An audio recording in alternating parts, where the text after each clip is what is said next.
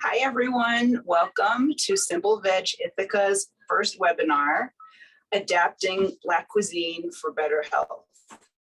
I am your host, tour guide, fellow learner, Debbie Branker, and I want to introduce Simple Veg to you, and then I want to introduce myself to you. So Simple Veg is an all-volunteer nonprofit organization that is really dedicated to helping people to eat more plants for health equity and to combat climate collapse. Our focus is really on helping people of color, communities of color that have been really ravaged by COVID-19, and also white working class communities that have also been ravaged by COVID-19 to just have better health outcomes and to preserve the planet for all of us. As I mentioned, I'm Debbie Branker, and I am a veteran educator, a coach, I am a writer, and I am also a self-taught, and I also say it this way, still learning, whole foods plant-based cook. So whole foods plant-based means that I eat vegetables, I eat vegetables, I eat fruits, I eat things as intact as they can be. I cook them sometimes, and I eat them raw sometimes, but whole foods plant-based means that I really eat only vegetables, fruits, grains, and that sort of thing. Anyway, so that's a little bit about me. In order to talk about this food journey and in order to, to really give you a sense of where I'm coming from with all of this, I need to talk about my background. And I also need to talk about just, what launched me on my food journey. So I identify as African-American, and I am of US Black American Southern extraction. So my maternal grandparents were from South Carolina, Charleston specifically, and North Carolina, Durham area for my grandpa. My father's side of the family is Caribbean. So I'm also of Caribbean extraction. So my father is first generation American, and my dad's parents were from St. Vincent, Barbados, they're so close, and Jamaica, West Indies. And so I bring all of that to this food journey because my heritage definitely informed this food journey. I also bring to this food journey just the awareness that comes from watching relatives get sick and in some cases die from what I would call, and from what the medical establishment calls, lifestyle diseases. So when I'm talking about lifestyle disease, I'm talking about cancer, I'm talking about heart disease, I'm talking about diabetes, I'm talking about stroke, I'm talking about COVID-19. So I'm talking about diseases that can be often minimized, prevented, or reversed with a plant-rich diet. So, the more we're eating plants, the more we are arming ourselves in order to go out and live our promise in the world, and to do so with full vigor and as healthy as possible. So I want to sort of give you a sense of just how our time together is going to flow. And so I'm going to start with some principles and techniques that I have learned in reviewing my journey with food, and that I hope will help you. They've helped me a lot. So the principles are start with yourself, experiment, the near familiar for family, it's a learning journey, quality ingredients, cooking techniques, satisfying that sweet tooth. And so I am going to talk about each one of these ideas individually and give you some examples. We'll also have a little cooking demo, which should be fun. And I am also going to have a Q&A after I'm done. I want to definitely leave time for questions and observations that people have, and for us to learn from each other. I am not an expert. My husband, who is the producer, thank you so much for everything that you have done in the production of this endeavor, is also whole foods plant-based and a whole foods plant-based cook. And we are not experts, we're learners on the journey with you. And if you would like to get involved in Simple Veg, either join an existing chapter or start your own chapter in your own area, we welcome you. And you can click on the Get Involved link on the simpleveg.org website. And we welcome every single person who has an interest in improving health, their personal health, and improving just the health of the planet through eating more plants. We welcome you with love and compassion wherever you are on the journey, and no judgments, none of that. And also no agenda to make anybody vegan. So if you would like to do that, if you would like to go vegan, we will support you. If you just want to eat more plants, we support you with that also. So whatever you want to do, we want to be your companions, and maybe for a little while your guides, but definitely your companions, and learn from each other. So with that, I am going to just dive into the 7 principles. So as I said before, the first principle is start with yourself. So you want to start where you are. You know, if you went to the doctor, if there are some concerns that you have about cancer, diabetes, about heart disease, about stroke, about Alzheimer's, about those sorts of things, those lifestyle diseases, then you can start with whatever foods you might like to make healthier. And so for me, I started with collard greens. I love collard greens. I have loved them since I was little, since I can't even remember a time not loving collard greens. And I picked some from our garden this morning. So I picked some kale too. I'll show you that later. And so you really want to start with something that you love and that you want to sort of look at and consider how you might make it a bit healthier to eat. And so when I looked at collard greens and how I was making them, even when I was vegan, so I make the distinction between being vegan and whole foods plant-based. As a vegan, I ingested oil, refined sugar, and I used a decent amount of salt in my food.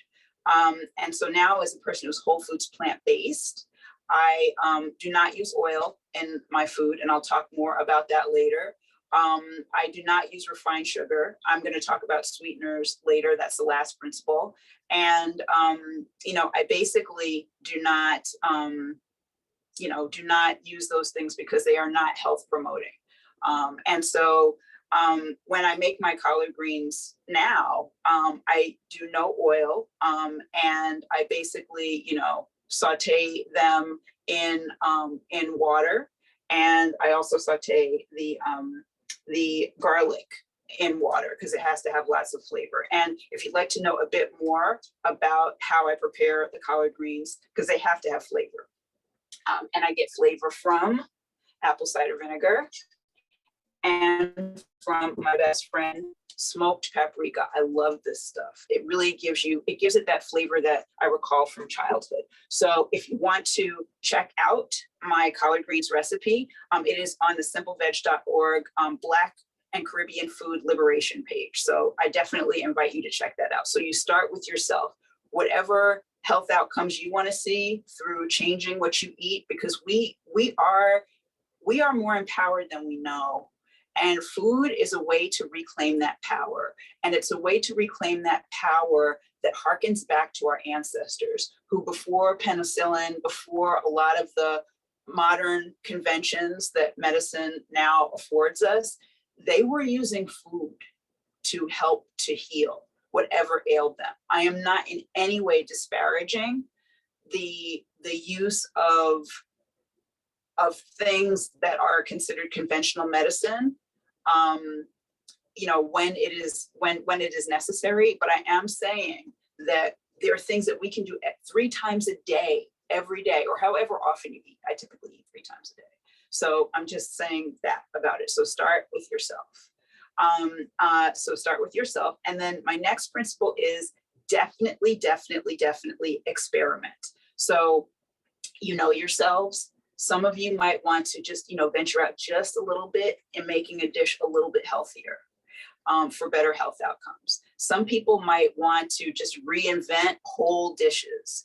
And so do what's comfortable for you in terms of experimenting. I know that I can sometimes venture out a little bit depending upon the dish. And then at other times, I just go completely crazy and reinvent the entire dish. But I do want to highlight the okra stew that I made. It's also on the simpleveg.org Black and Caribbean Food Liberation page. When I made this okra stew initially, it was good. I mean, it was tasty. I thought it was, that it had decent flavor. But then when I chose to experiment and to make it again, it was amazing and transcendent. I loved it.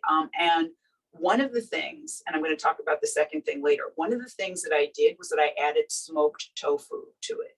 And so I bought smoked tofu from my food co-op, my local food co-op, and diced it up and put it into the okra stew. And it tasted, if I had been blindfolded, I would have not known, but it tasted like what I remember ham tasting like. So it really did a great job of substituting that flavor, which is what we're really looking for. We're all looking for flavor. We're not necessarily, we don't need the fat. We're looking for flavor. So smoked tofu was amazing. And the other thing, another cooking tip around okra, because I was one of 3 people in my family who liked okra stew. So my maternal grandmother loved okra stew. My dad loves okra stew, and I loved it. Everybody else stayed away from it because, yes, I see in the chat, because of the slime. People hate the slime. The slime is actually what made it attractive to our West African ancestors, because that would bind the stew together. That notwithstanding, I totally get the not appreciating slime. And so to de-slime it, I roasted it briefly before I cooked it in the stew. Also, freezing okra can de-slime it.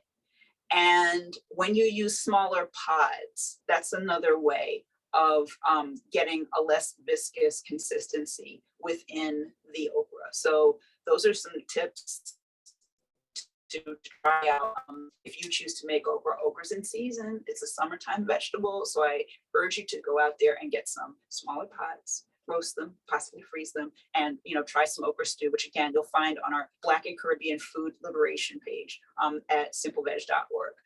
Another recommendation regarding experimenting. I've learned that through trial and error, that sometimes it's best to make half or a third of the recipe when you're experimenting, because you'll either have wonderful abundance. Everybody gets a ton more if you make the whole thing or double it, which I have done. Or if nobody likes it, you're stuck with it. So making half or a third is a way to save money. And it's also a way for everyone to get a taste and see if they like it. And then you can always make more. So start with yourself and definitely experiment, within your comfort zone. So my next principle is the near familiar for family. So, many of us really, really like to inspire, support family members to eat healthier. Like nobody wants to see, our family members, suffering from lifestyle diseases, and so, we want to do that. I would suggest, if you are going to share whole foods plant-based offerings with family members, not to share initially something with them that is intensely familiar to them, where they know exactly how it's supposed to taste in terms of the conventional version, and where they're expecting what you prepare to taste exactly like the conventional version. I think that might have them stray from the path of perhaps considering whole foods plant-based eating on a more routine basis. I would suggest instead having them eat something that is considered the near familiar. I think a lot about Italian food. And so I would suggest preparing and sharing with them whole foods plant-based jumbo stuffed shells. And so on the Black and Caribbean Food Liberation page, simpleveg.org, there is a recipe for stuffed shells. And it's stuffed shells. We suggest whole grain. The Tinkyata jumbo brown rice shells is sold on Amazon. And I would suggest, a no-fat marinara sauce. And you make cashew ricotta. Yes, nuts can become cashew ricotta. It's amazing and wonderful to see it transforming your food processor. But I would suggest that for relatives who may be what I call plant curious, plant-based curious. And, for relatives that you just want to perhaps give a gentle sort of push into the direction of maybe considering whole foods, plant-based eating for greater health outcomes. I would not have any expectations regarding the outcomes, whether family members like it, whether they don't like it. I would say that your longevity, your increased health, your increased energy, your just, increased, joyfulness, let that speak for itself. That can speak volumes. And I would also say respect other people's journeys. And when I say respect other people's journeys, what I mean to say is that if they say, no, this is not for me at this time, then, you can sort of back off and not offer, not offer again, or not offer as frequently. But, you can, hold the hope that they are, at some point open to whatever their journey is. And I've learned that I learn from other people's journeys, people who don't really go into whole foods, plant-based eating with great vigor initially can be some of our best teachers about, how we want to support others, how we might reinvent other dishes, all of that. So respect other people's journeys. So start with yourself, definitely experiment, and the near familiar for families.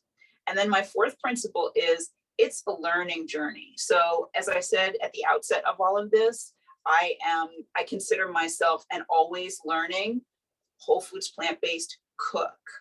So, I'm always learning. Like I learn from everything. So I learned from food documentaries. We had the pleasure of watching High on the Hog on Netflix. I learned about my heritage from that. I didn't know that the red rice that my mom made when I was growing up was part of South Carolina culture, was part of Gullah culture.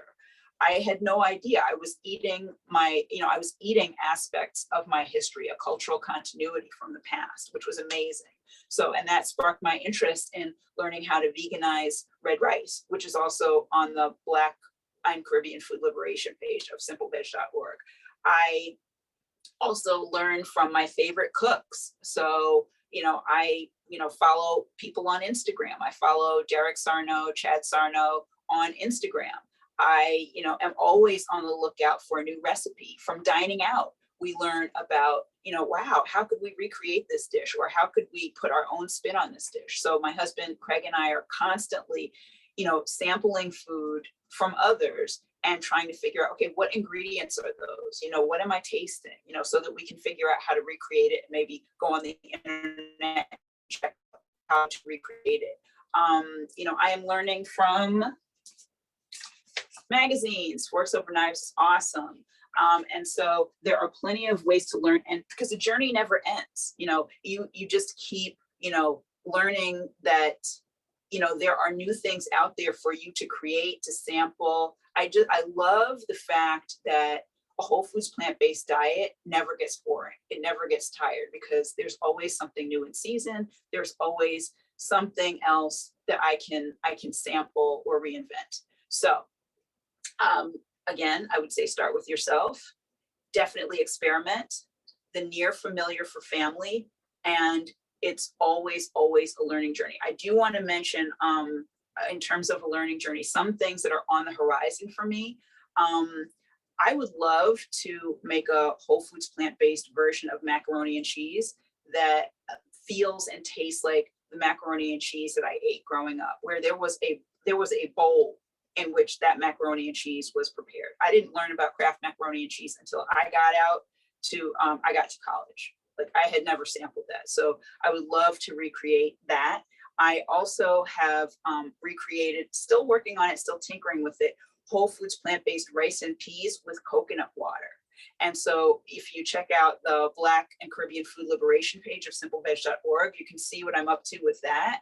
So my beloved rice and peas, love, love, love rice and peas, but I do not love the saturated fat that is in coconut milk, and it's there. And you know, it's vegan, but we don't ingest coconut milk or coconut products except for coconut water. And coconut milk has about 23 grams of fat in it, whereas you know, when I sort of put together the coconut water has 0. So here's some coconut water. That's okay, it's still good. And it has total fat 0 grams. So I am keeping my heart healthy. I am staving off the possibility of cancer, diabetes, all of the lifestyle diseases by choosing to make this, to veganize it, to whole foods plant-basedize it with coconut water. And I would say still working it out, you know, because it's a learning journey, but I much prefer that to having the 23 grams of fat. The soy milk and the almond milk that I've tried this with do have 1 gram of saturated fat, but 23 versus 1, I'll take the 1 versus the 23 grams of fat. Another thing that I am exploring on this learning journey is all of the corn fritter connections. So I know I learned that corn fritters come from indigenous peoples, from Native Americans. I also, you know, as a person with Southern roots, love and eat corn fritters. My rural PA connections love corn fritters. My husband's from rural PA and we lived there for a while, and just getting steeped in that culture, I felt like I was in the South again. And just, you know, with all of those, you know, wonderful, you know, Southern comfort foods that we veganized. And also arepas, Venezuelan, Colombian corn fritters. So, you know, Jamaican corn fritters. It seems like everybody has a corn fritter, and corn pakoras, East Indian corn fritters. So like everybody has it, and I want to explore that and learn more about that. So start with yourself, experiment. The near familiar for family, it's a learning journey. Next thing, you want to have quality ingredients. So we eat food that is local, and when I say local, I mean in some cases extremely local, like we grew it. Basically, my husband grew it because he is the farmer, and he is the one who grows all of these amazing things that we have the pleasure of eating. And we eat things in season. Eating things in season gives you the best bang for your nutritional buck. So you're getting things just at the height of their powers, their nutritional powers, and they're typically cheapest at that point. So I definitely recommend that, and that's what we do. And so some of the things that are featured on simpleveg.org, the Black and Caribbean Food Liberation page that we've made, everything has quality ingredients, but some things to highlight and shout out are the amazing blueberry birthday crumble that my husband made for me 2 days ago on my birthday. We picked the blueberries for that, and from a certified organic farm, a friend's farm. For the corn fritters, I used organic ears of corn. For plantains, this is also critical and another great tip. For plantains, quality of ingredients is important for sweet plantains. You want to make sure when you are making plantains that they are extremely ripe, like pretty black on the outside. And when you get them to that ripeness, and then you peel them and then you cut them up and you put parchment paper on a cookie sheet, and then you just place them on the cookie sheet and roast them, they're just divine. They are amazing and wonderful, no oil. So that's just something to think about. So start with yourself, experiment. The near familiar for family, it's a learning journey, ingredients, and now cooking techniques. And we get to do a little bit of a demonstration. So No oil sauteing. So we do not use any oil when we saute. And so I have right here in my pan, I have 4 cloves of garlic. So I am planning on making some collard greens and some kale. So, basically, same as I would for collard greens, but just adding in kale. And so to start this recipe off, I have to saute 4 cloves of garlic in water. And so basically, I have all of my garlic, which my husband grew, in the pot. And I just turned on the flame. And I'm going to use my tablespoon measuring device to add a little bit of water. You want to add 1 tablespoon at a time. And when you are water sauteing, you could also use veggie broth, or you could use coconut water, or you could use wine, whatever you want to do. When you are water sauteing, the most important part to ensure that things are not sticking is that you keep the food moving. So, you just keep it moving.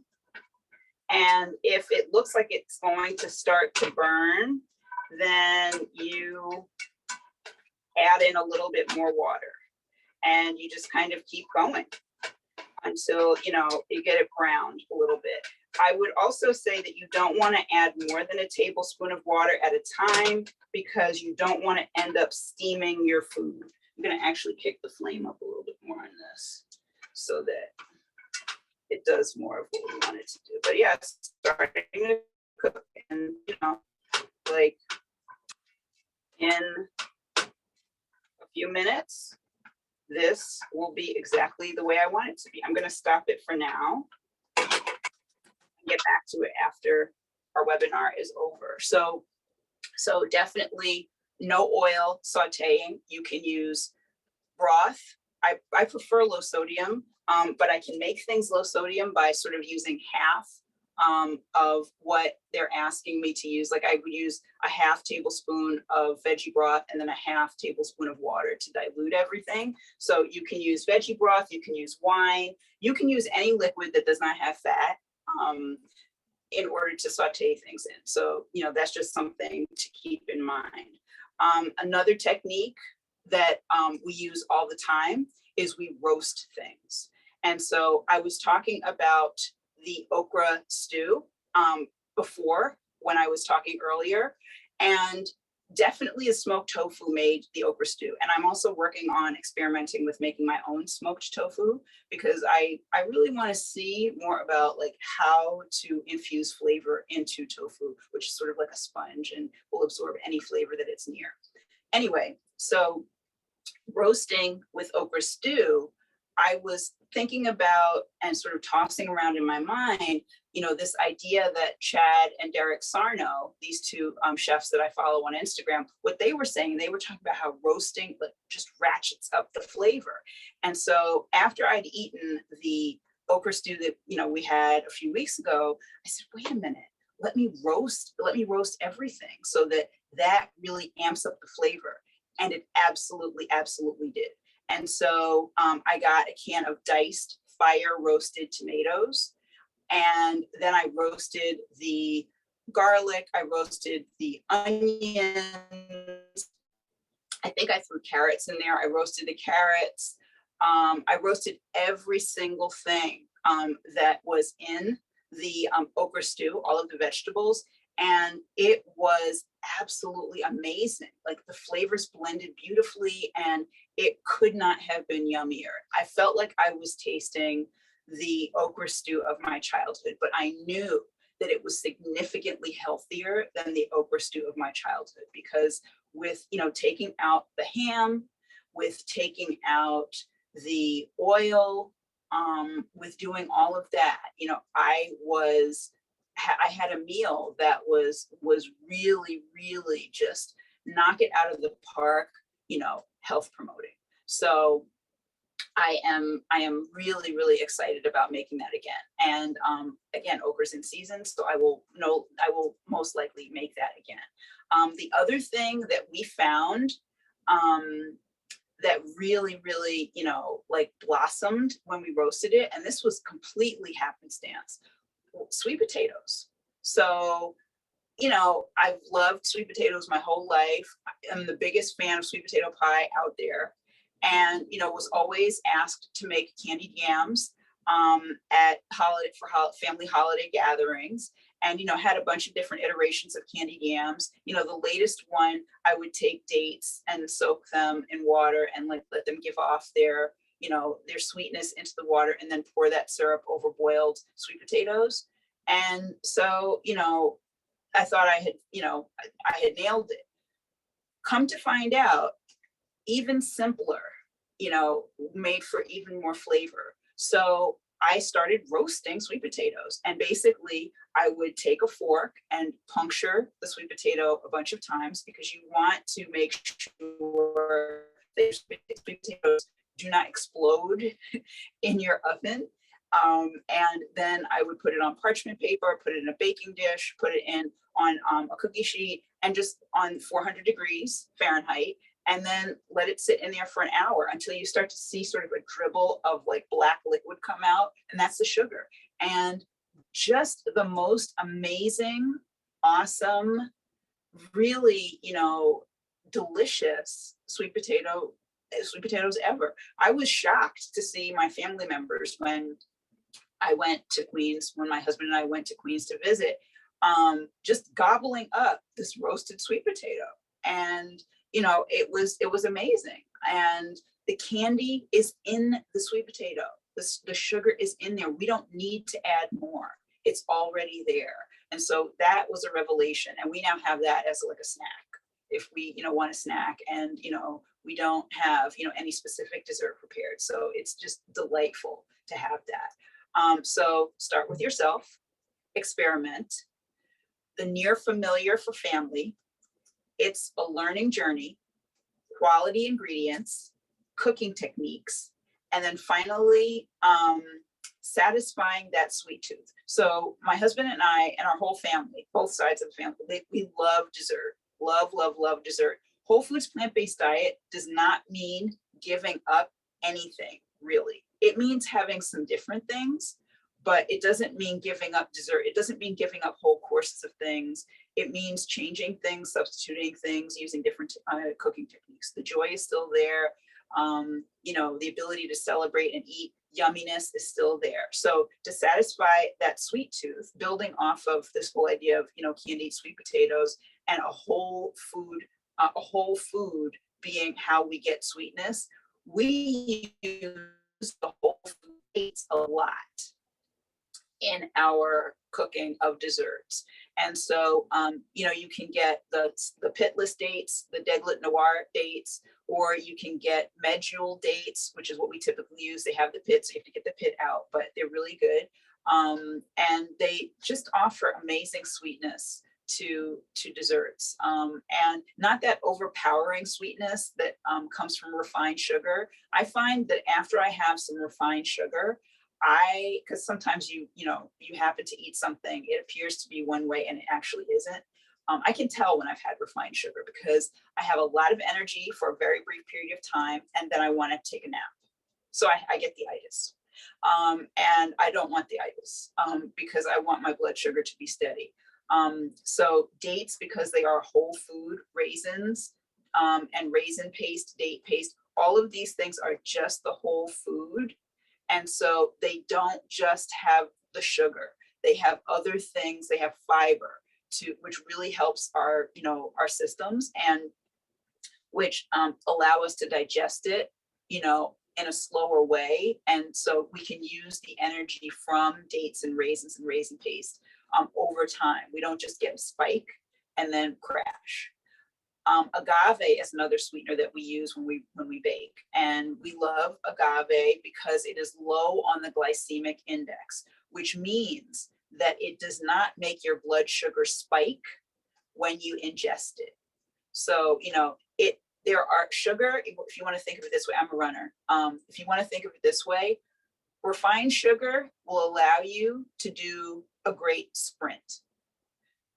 Whole foods sweeteners allow you to run the marathon.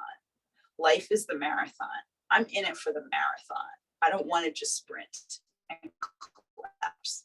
I want to run the distance and fulfill my dreams and the promise of my ancestors. I want to be in it to win it. So that's the reason why you can have your sweets, but you can have them in a much healthier way. And so on the simpleveg.org website, Black and Caribbean Food Liberation page, you want to check out some desserts that we made using agave and dates.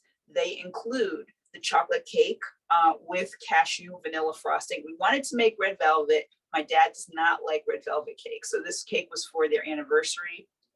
And we had a bunch of anniversaries and a birthday to celebrate. And so we definitely, wanted to make cake. And so this is what we made. It was delectable, amazing, and wonderful. And we didn't feel guilty about it. And we didn't get sleepy after we ate it. And also my blueberry birthday crumble was divine. It was absolutely yummy and so simple to make. Shout out, kudos to my husband, the producer, once again, for making my blueberry birthday crumble. He made it with agave, and I think he had oats in it, and he had some almond flour, and it was absolutely delicious. So, there are alternatives. And so again, my 7 principles to guide you, support you on this particular leg of the journey. If you want to go forward with this, start with yourself, experiment, the near familiar for family. It's a learning journey, quality ingredients, cooking techniques, roasting and no oil sauteing, satisfying that sweet tooth with low glycemic sweeteners, agave being one of them, date syrup's another good one, or whole foods sweeteners, dates and raisins, date and raisin paste. And with that, just a very, very quick shout out to my Simple Veg board members and chapter leaders. You guys are awesome. And the biggest shout out to my husband, the producer of all of this, Craig Livermore, who is amazing and wonderful. And I love you. And with that, I am happy to take questions. And we invite everyone to get involved with Simple Veg. You can post questions in the chat, yes. I'm happy to answer any question that you have.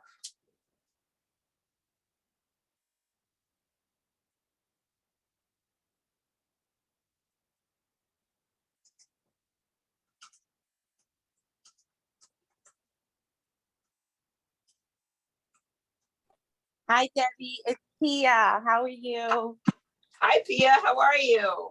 I'm good. I'm just doing a few other things here, so I didn't want to scare you with my face. But that was a wonderful conversation. You could never scare me. You know what I was thinking about? The mushrooms. Can you give me any counsel on anything with mushrooms? And I guess I took some pearls, not to use too much liquid, because I think I'm steaming stuff. So that was really a great tip, to just go tablespoon or teaspoon by teaspoon with the broth. Yeah. But any help with cooking mushrooms? And I'm definitely going to try the sweet potatoes today. Oh, cool. In terms of cooking mushrooms, I would say that I am not the expert around that for sure.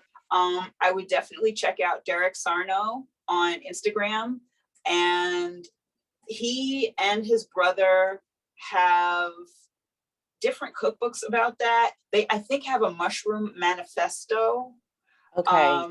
And I think, like, from watching their videos, I watched them doing a lot of steering. So I don't have stainless steel right out here. I have one stainless steel pot, but they were doing a lot of pressing pressing the liquid out of the mushroom by using one cast iron pot on top of another and getting the liquid out that way.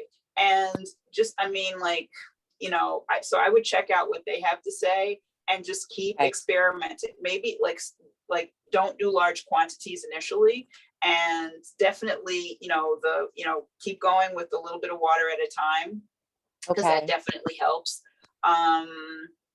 There is another person that I saw doing recipes. He was using oil I cannot recall his name, but I will text you his information. Okay. He was making crab cakes with mushrooms, like, but the Sarnos are like the ones, the go-to people in terms of mushrooms. Okay.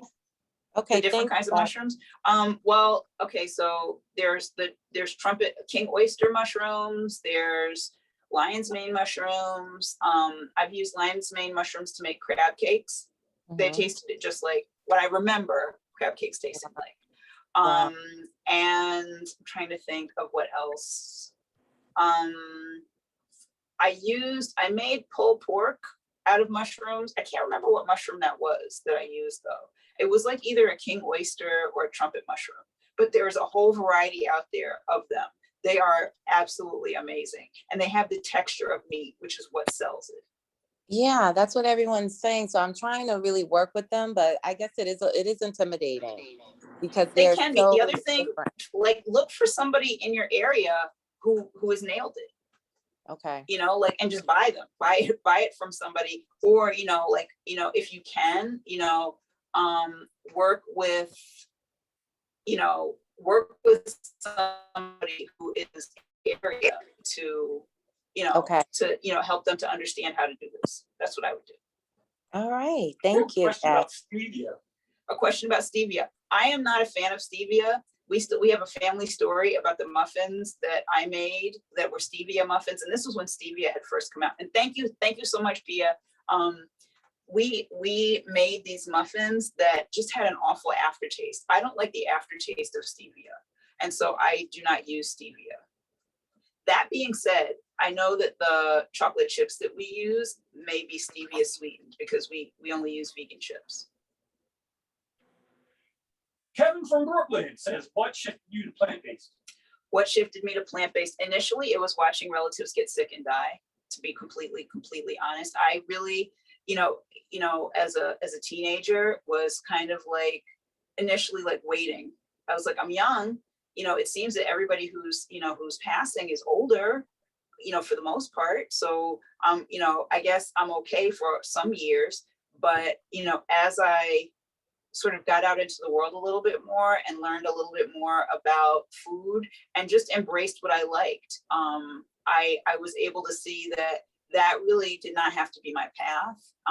And, I chose, I had the good fortune of really, being exposed to just a lot of information and then seeking out a lot of information around how to eat for better health outcomes. And so I just pursued that with a vengeance for as long as I could after that. I sort of launched my journey once I got to college and graduate school. And I think, it was just being out in the world and seeing that you could, eat differently and that there were different other foods that I liked and wanted to try. So that's how it got started. Other questions? We have a question about what heat does to food. What heat does to food? Can I ask a clarifying question of that question? When you say heat, do you mean like cooking it on the stove? Do you mean putting it in the oven? I would just say that's what I'm thinking is meant. Yeah. I mean, it can give it flavor. It does diminish the nutritional value a little bit sometimes, but it can. But I like cooked food. I like raw food too, but I like cooked food. So it can do that. It can ramp up flavor as well. Like as I mentioned with the roasting, like the amping up of flavor is significant. I want my food to taste good. Any other questions? Tell me about my story. I invite you to come over here and tell your own story. Cameras, but just because we got asked about going whole foods plant-based. I'm Craig, by the way. Also co-founder of Simple Veg, along with several other colleagues. But my story is different than Debbie's. Debbie and I have been married for 13 years, and she was vegan when I met her, although not whole foods plant-based. No. We sort of gone on that journey together. I was standard American diet. Woo! I love meat, but even more so pizza, ice cream. We were both working way too hard, doing decent things. Yeah, thanks, Del. Del posted, go to Center for Nutritional Studies website. They're a great resource. I actually have a certificate from their plant-based nutrition program, which is a very rich program if you want to do that certificate. A great deal. And we were working hard, going between states, taking care of older relatives. And I got really heavy, and I had really catastrophically high triglycerides and cholesterol. I'm talking like 600 on triglycerides. If you know the triglyceride level, the normal healthy range is like 150 to 200. Mm-hmm. That's normal American, which is not healthy. But and so I decided to make some changes. I started going vegan. I was about 60 pounds heavier than I am now. I did lose about 20, 30 pounds going vegan, but then we moved back to from Pennsylvania in the middle of nowhere. And so when we were vegan in Pennsylvania in the middle of nowhere, we had to cook our own food and it was healthy. We moved back to Northern Jersey and you at Whole Foods, whatever, you can eat ice cream every night vegan. You could have Impossible burgers and fries. I was like, I love this vegan stuff. And I gained 20 pounds back. And I was running 30, I was fully vegan, running 30 miles a week and 600 triglycerides. And I started doing the research and I said, this does not make sense. And I learned about sugar. I learned that I love sugar and I'm addicted to sugar. I learned that when you don't burn off all the sugar that you eat, and we all eat way too much sugar, look, corn syrup, rice syrup, look at all the ingredients of every package you buy. It is hopped up with syrup because companies know literally it's chemically addictive. Watch, they're trying to kill us. It's not widely distributed, made by a Black brother vegan who talks about the Black community and how corporations and the government are in collusion, benefiting from the addiction to white working class and Black, all working class communities to sugar and processed foods. It's creating massive health problems. Sugar, when it is not burned off, and most sugar is, if you're eating high sugar diet, is turned to fat. It turned to triglycerides and fat, upping your chance of disease. I have a history of heart disease in my family. It causes insulin resistance, right? Which is basic. I'm going, here we go. Insulin resistance, I am passed by trade. Yes. And Laura, insulin resistance is when all that fat dumps up your cells so that the insulin can't get into your cells to then regulate the sugar. It's not as much that you're having too much sugar, it's that the fat dunks it up and you can't process the sugar, right? Causes diabetes, we know about that, all those sort of things. I was like, man, I got to stop eating sugar and I got to stop eating processed foods. And I learned about this whole foods plant-based thing. Fast forward a few years later, 60 pounds less, triglycerides from 600 to 150, cholesterol from 300 to 150. I still have about 5 pounds I need to lose. At some point, it gets very difficult. You have to really reduce your caloric intake. But we know from COVID, we know from our communities how devastating it is to individuals, to families, healthcare debt, bankruptcy, because of our industrial, pharmaceutical, fast food, processed food complex. Okay? And this is a way to empower ourselves to change our communities. It's not easy. That's what Simple Veg does. A lot of folks, we all get on there. There's a certain percent of us are vegan. We get on social media. We love each other. We hug each other. Oh, we're great. But then we go out and see our family, go out and see the community, and they don't know anything about this stuff. And they have mistrust for very good reason. They have earned their mistrust. And we have to build relationships, get in the street, put our masks on, get a fan, and get close enough to build an actual relationship so that folks, the indigenous communities, Jackie and all her friends out in Phoenix are doing great work in indigenous communities. Same story. Proximity, proximity, proximity. Social media is great. You cannot have the proximity human connection on social media. You need to be close enough to talk to people, to look them in the eye, and to build trust. That's what Simple Veg is about.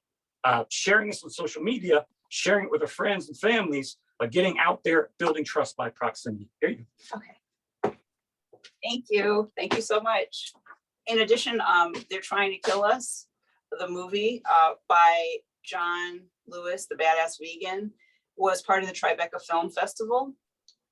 And it profiles a bunch of different communities. So it profiles Indigenous communities. It profiles Latinx communities. Like, so it's really showing the truth of what's happening. And it is a call to action to all of us, really, to really, really just recognize that we're powerful. We really, truly are powerful, and we can take back our power. Like, we can live into our fullness as powerful people by making different choices about what we choose to put in our mouths. So that's what I'm going to say about that. Other questions? I just want to give a shout out, she can't hear me, to Karen in Newark. She's a senior citizen, urban farmer, cancer survivor, whole food plant-based cooking certificate holder, advisory board of Newark Community Food. Repeat it, she can't hear me over there.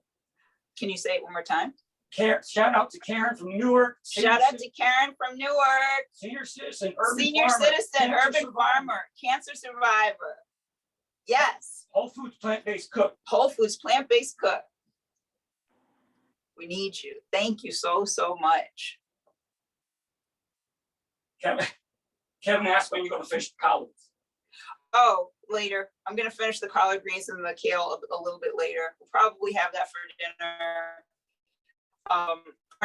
Part of dinner tonight, or we'll have it tomorrow. We usually eat like stuff till we're finished with it. So I'll make a lot of something, and then we'll eat it over time, which it really helps. The batch cooking helps. I want to mention a couple other things that might be helpful, and a couple other things we haven't talked about. So I have two main knives. So this is one of my knives. It's just great for chopping things up. And I also have a paring knife. So investing in good equipment is a great idea because it makes it easier. I spend most of my time chopping things up. I also spend a decent amount of time cleaning things. So, when I go out into the garden to pick things, I then, rinse off we don't use any pesticides or anything. So I'll rinse off the neem oil that is a natural way of getting bugs not to eat the food before we get a chance to eat it. They can eat their part, but we do want some for ourselves. I also, what do I eat for breakfast? What do we eat for breakfast? So for breakfast, we have hot cereal every single day. It can be different kinds of grains, but like steel cut oats is a staple. We have buckwheat, and we'll mix these things together. We have millet, we have just any number of grains. And then, they're cooked in water. Craig is the breakfast guru, and he usually throws in some dates to sweeten it a little bit. And then he'll chop up a bunch of fruit, seasonal fruit, and then we'll have a big bowl of the grain with the fruit, the fresh raw fruit on top. Everything we eat is organic.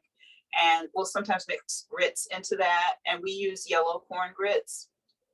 We don't have the bleached grits. And yeah, that's what we typically have for breakfast. And we drink a lot of water. So, I might have had a bunch of glasses of water before that, and he might have as well.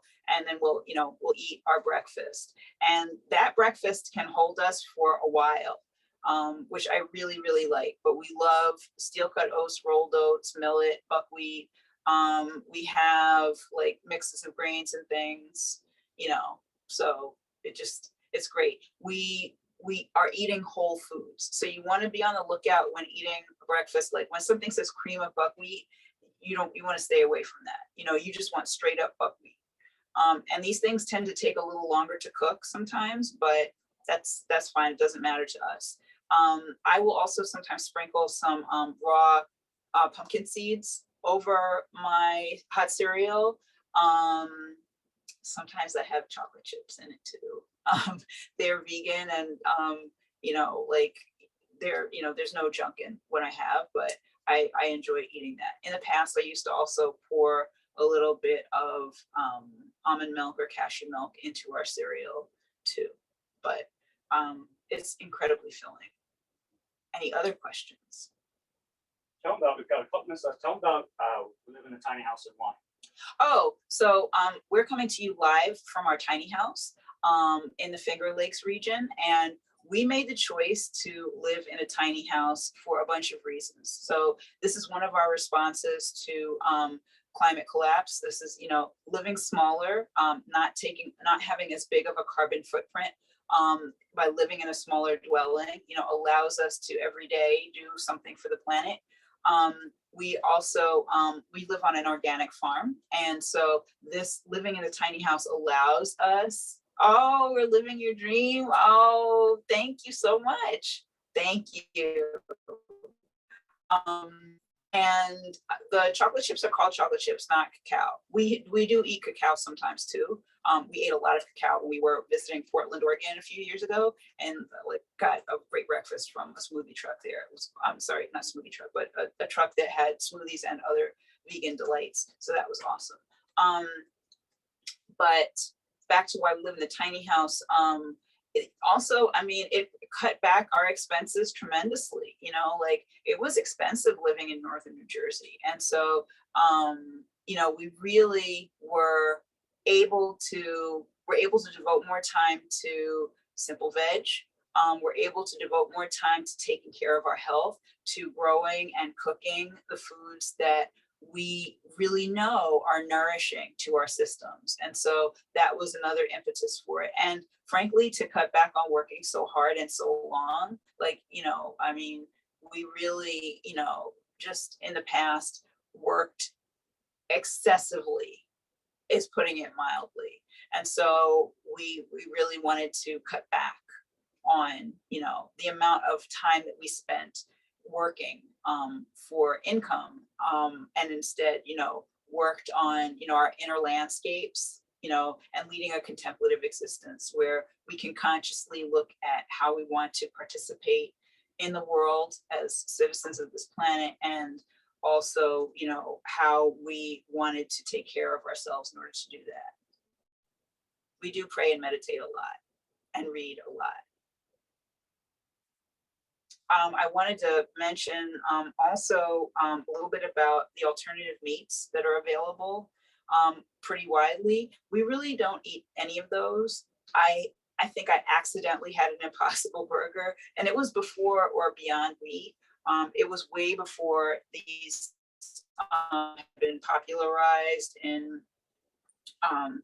the imagine of the populace. And so I don't eat things that are processed. And, those meats, we don't eat things that are processed. Those are heavily processed. And in some cases, they have more saturated fat than the originals. So, than a hamburger. So we really stay away from those because those are processed foods. And we literally live close to what we eat, because Craig grows it.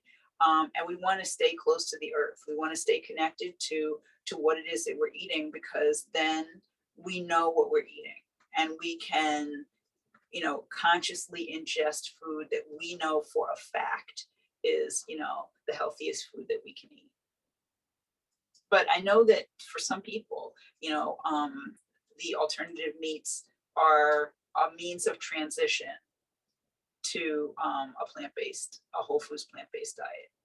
And so, if that's, what people want to do, I understand that completely. Any other questions? I think we're good. We're right on the stopping point. Okay. Thank you again. Thank you so much for coming. And again, we're companions on the journey. We might be, in a slightly different place than you, but just, click that get involved button, and, please consider joining Simple Veg. We really, really, really appreciate you, and we wish you all the best in your journey. And if we can help in any way, we're right here. Thank you.